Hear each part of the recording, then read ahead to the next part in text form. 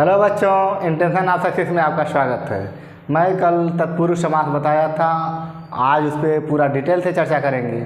आइए देखते हैं। आज तो हमने पूरा उसका डिफिनीशन बता दिया था, आज उसका पहला पार्ट कर्म तत्पुरुष बताएंगे। तो मैं कल कारक चिन्ह बताए थे कि कर्ता ने कर्म को करण से संप्रदान के लिए अपादान से अधिकरण में पर संबंध का की रा रे री ना ने नी और अधिकरण में पर, ये आपको बता दिए थे। और इसके बाद यही जो कारक चिन्ह है इसी पर टोटल फोकस करना है। तो कह रहा है कि जो कर्म तत्पुरुष है, मैंने तो कर्ता हटा दिया था, कर्ता इसमें प्रयोग होता नहीं है, तो कर्म तत्पुरुष से शुरू होता है। तो इसमें कर्म यानी कर्म कारक की विभक्ति को का लोप हो जाता है, यानी इसी को हटा दिया जाता है। किस कारक का लोप हो जाता है? यानी को का। तो को का लोप हो जाता है तो इसमें क्या होगा? तो देखिए एक उदाहरण जैसे मैं दे रहा हूँ कि गगन को चूमने वाला, तो क्या कहलाता है? तो इसमें कौन सा कारक चिन्ह का लोप हो जाएगा? यानी को का लोप हो जाएगा। तो ये क्या कहलाएगा? गगन चुंबी कहलाएगा। ठीक है, बात समझ में आ रही होगी आप लोगों को। ठीक है, उसी तरह से यश को प्राप्त करने वाला, इसमें कौन सा कारक चिन्ह है? कौन सा कारक चिन्ह है? को, यानी कि यश प्राप्त हो जाएगा। क्या बनेगा? यश प्राप्त बन जाएगा। ठीक है, आपको केवल फोकस करने की ज़रूरत है किसको? आपको कारक चिन्ह ये यानी कर्म तत्पुरुष का जो का विभक्ति है को बस आप पहचान गए तो समझ जाइए कि कौन सा तत्पुरुष है, तो बताइएगा कि कर्म तत्पुरुष है। ठीक है, तो जेब को काटने वाला, तो जेब को कौन काटता है? जेब कतरा। कौन काटता है? जेब कतरा। आप लोग बहुत सुने होंगे बहुत बार बार कि जेब कतरा काट कर लेकर चला गया, यानी कि दिल को तोड़ने वाला। बहुत सब देखते सुने होंगे आप लोग कि दिल को तोड़ने वाला, तो क्या कहलाएगा? दिल तोड़। क्या कहलाएगा? दिल तोड़। ठीक है, दिल को तोड़ने वाले, यानी का विभक्ति चिन्ह को हम हटा देंगे तो सही बन जाएगा दिल तोड़। जब इसका समस्त पद एक साथ करेंगे तो क्या बनेगा? दिल तोड़। उसी तरह पाकिट को मारने वाला, क्या कहलाएगा? पाकिट को मारने वाला। तो इसमें विभक्ति चिन्ह क्या लोप हो गया आपका?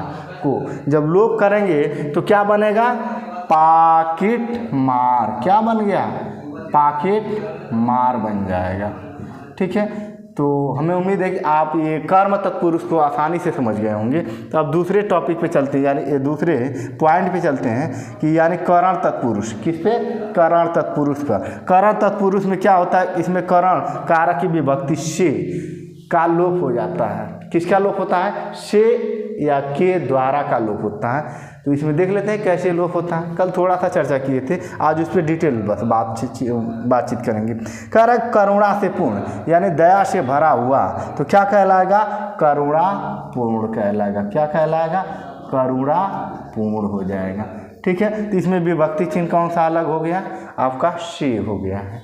ठीक है, उसी तरह रस से भरा हुआ, यानी रस से जो भरा हुआ, तो क्या कहलाएगा? रस भरा। क्या बना? रस भरा। तो रस में इसमें आप देख लीजिए कौन सा, यानी कि करण तत्पुरुष का प्रयोग किया जा रहा है। कौन सा तत्पुरुष? करण। यानी इसमें से का जब प्रयोग है, यानी कि विभक्ति चिन्ह से को हम लोग ध्यान में देंगे। ठीक है, दोष से पूर्ण, यानी क्या होगा? दोष से पूर्ण बराबर, यानी कि दोषपूर्ण हो जाएगा, यानी पूरी तरह से दोष से भरा हुआ है, यानी कि दोषपूर्ण कहलाएगा। उसी तरह रेखा से अंकित। किससे अंकित? रेखा से अंकित। कभी कभी पॉइंट आते हैं तो देखते हैं कि उस पर रेखा द्वारा उसको दिखाया जाता है, तो अंकित किया जाता है। तो क्या कहलाएगा? इसमें कारक चिन्ह हट जाएगा। क्या हट जाएगा? से। इसमें भी विभक्ति चिन्ह कौन सा हटा था? से। तो यहाँ पे हटाएगा तो क्या हो जाएगा? रेखांकित। क्या बनेगा? रेखांकित। ठीक है, अब इसके बाद तीसरा पे चलते हैं, संप्रदान तत्पुरुष। कौन सा पुरुष? संप्रदान तत्पुरुष। इसमें संप्रदान कारक की विभक्ति के लिए लुप्त हो जाता है। के लिए का बस ये आप लोग 6 कारक चिन्ह या विभक्ति चिन्ह याद करके रहेंगे तो एकदम आसानी से आप लोग तत्पुरुष समास को पहचान लेंगे और तत्पुरुष समास को भी कर लेंगे। तो बिगड़ा देख लीजिए कि इसमें के लिए का प्रयोग हो रहा है, इस पर फोकस करेंगे। कौन सा फोकस करेंगे? इसी का।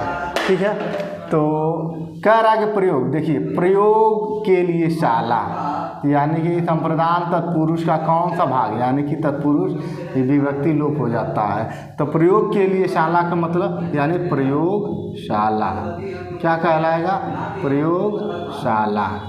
ठीक है।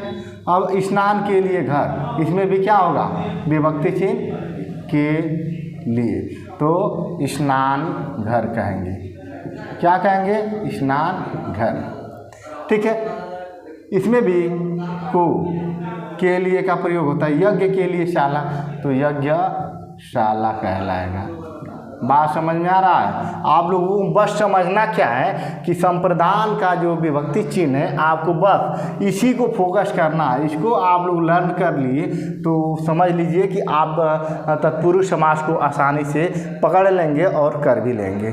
ठीक है। तो माल के लिए गोदाम, अगला टॉपिक है माल के लिए गोदाम। इसमें क्या है, विभक्ति चिन्ह के लिए, तो किसका को लोप हो जाता है, के लिए का लोप होगा तो माल गोदाम हो जाएगा। क्या बन जाएगा, माल गोदाम। ठीक है। उसी तरह देखिए रण के लिए भूमि, रण के लिए भूमि होगा तो क्या होगा, रण भूमि बनेगा। क्या बनेगा, रण भूमि। ठीक है, रण भूमि। ठीक है। अगला पॉइंट यानी कि अपादान तत्पुरुष पे चलते हैं। अपादान मैंने बताया था कि इसमें अपादान कारक की विभक्ति से अलग होने के भाव में होता है, यानी कि लुप्त हो जाती है, यानी जो अलग होता है तो अलग होने के भाव में। मैंने यहाँ पे भी करण में भी बताया था से का प्रयोग, और यहाँ भी मैं से का प्रयोग बता रहा हूँ। लेकिन यहाँ पे जहाँ अपादान, अपादान मतलब अलग होने के भाव में होगा। ध्यान दीजिएगा किसके बारे में हो रही है, जब अलग होगा किसी वस्तु से या व्यक्ति से, जब अलग होता है तब जाकर के से अपादान कारक का चिन्ह लगता है। तो अपादान से क्या हो, पहचान लेंगे कि अलग होने का भाव। जैसे में आप लोग उदाहरण देख लीजिए, ये विग्रह दिया हुआ है वो समस्त पद है, तो पाप से मुक्त, किससे मुक्त हो गया है, पाप से मुक्त, यानी कि पाप मुक्त हो जाएगा। क्या बनेगा, पाप मुक्त। केवल इसी को हम ध्यान देंगे, इसी को फोकस करने की हमें ज़रूरत है। पाप से मुक्त हो जाएगा। ठीक है। गुण से हीन, किससे हीन, गुण से हीन।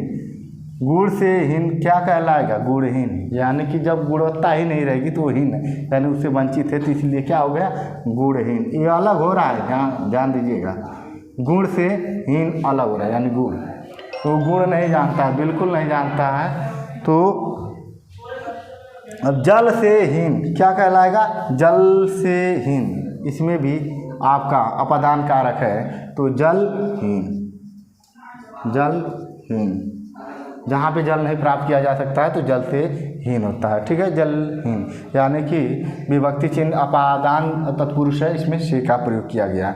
उसी तरह माया से रिक्त, यानी माया रिक्त, क्या होगा, माया रिक्त होगा। ठीक है। इसमें कारक चिन्ह है, माया से क्या हो गया, रिक्त हो गया, यानी अलग हो गया।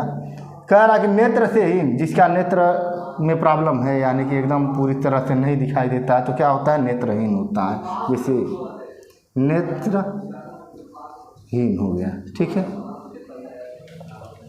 पॉइंट पे देखते हैं, पांचवें पॉइंट पे आ जाते हैं, संबंध, संबंध तत्पुरुष पे आ जाते हैं। तो इसमें संबंध बताया जाता है। इसमें संबंध कारक की विभक्ति काके की, रारेरी, नानेनी का लुप्त हो जाता है। तो देखेंगे कि क्या लुप्त हो जाता है। तो मैंने संबंध बताया था, का, के, की, यहाँ पे रा, रे, री भी आता है, नान, ने, नी भी आता है, इसी का क्या हो जाता है, लोप हो जाता है। ठीक है। तो जैसे देखेंगे कि राजा का पुत्र क्या होता है, राजा का पुत्र तो राजपुत्र होता है, क्या होता है, राजपुत्र। तो लोप किसका हो गया, यानी का ये संबंध दिखा रहा है, किसका पुत्र था, राजा का। तो यहाँ संबंध दिखाया कि नहीं दिया, राजा का पुत्र, पुत्र किसका है, राजा का। उसी तरह राजा की आज्ञा, तो इसमें भी संबंध जो कारक विभक्ति है, इस क्या हो जाएगा, इसका लोप हो जाएगा, तो ये राजाज्ञा, यानी कि राजा की आज्ञा। तो जब समस्त पद में करेंगे तो क्या बन जाएगा, राजाज्ञा। फिर सभा का पति, यानी कि सभा जब होती है तो उसका पति कौन होता है, तो सभापति, सभापति।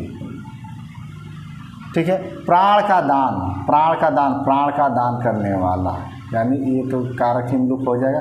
इसमें प्राण का दान करने वाला क्या कहलाएगा? प्राण दान कहलाएगा। बात समझ में आई? ठीक है, समासपद करेंगे तो केवल इसमें हमारा कारक चिन्ह ही लुप्त हो जाता है। फिर श्रम का दान, यानी देखते होंगे कि लोग मंदिर वगैरह बनाते हैं तो वहाँ पे कहते हैं भाई मैं श्रम कर दिया हूँ, तो दान करते हैं लोग, यानी कि एक दिन मेहनत करके 4 दिन मेहनत करके श्रम दान करते हैं। यानी संबंध है, किसका संबंध है? यहाँ पे क्या का संबंध दिखा रहा है? श्रम का दान, तो क्या कहलाता है? श्रम दान। या ठीक है। फिर अगले पॉइंट है जो 6 है, अधिकरण तत्पुरुष। इसमें अधिकरण कारक की विभक्ति में पर, यानी इसी का लोप हो जाता है।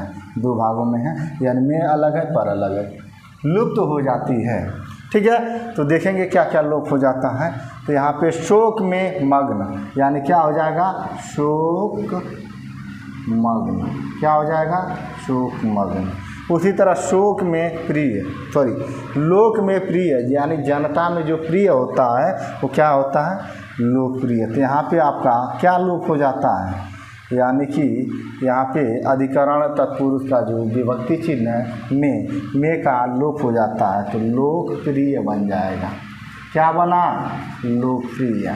उसी तरह हर फन मौला, इसमें क्या हो जाएगा? हर फन मौला। हर फन मौला, हर फन में मौला, तो क्या बना? हर फन मौला। तो हमारा तो बस विभक्ति चिन्ह ही देखना है, इसमें क्या देखना है? विभक्ति चिन्ह ही देखना है। में का इसमें क्या हो जा रहा है? लोप हो जा रहा है। देखिए बहुत सुने होंगे सिर में दर्द, कहाँ पर? सिर में दर्द। तो सिर में दर्द तो क्या हो जाएगा इसमें? सिर में दर्द, यानी कि किसका लोप हुआ? यानी विभक्ति संबंध का जो अधिकरण जो विभक्ति है में का लोप हो जाता है। तो यहाँ पे क्या हो जाएगा? सिर दर्द। क्या हो जाएगा? सिर दर्द। ठीक है। उसी तरह कला में निपुण, तो क्या कहलाएगा? कला निपुण। क्या बनेगा? कला निपुण। आई होप यू अंडरस्टैंड कि आप तत्पुरुष समास समझ गए होंगे, और मैं अलग से जब प्रैक्टिस कराऊंगा तो आपको समझ में आ जाएगा कि कैसे कैसे तत्पुरुष समास होता है। ठीक है, अगर आपको पसंद आए तो यहाँ पर लाइक करिए, कमेंट करिए, शेयर करिए और सब्सक्राइब भी करिए। धन्यवाद।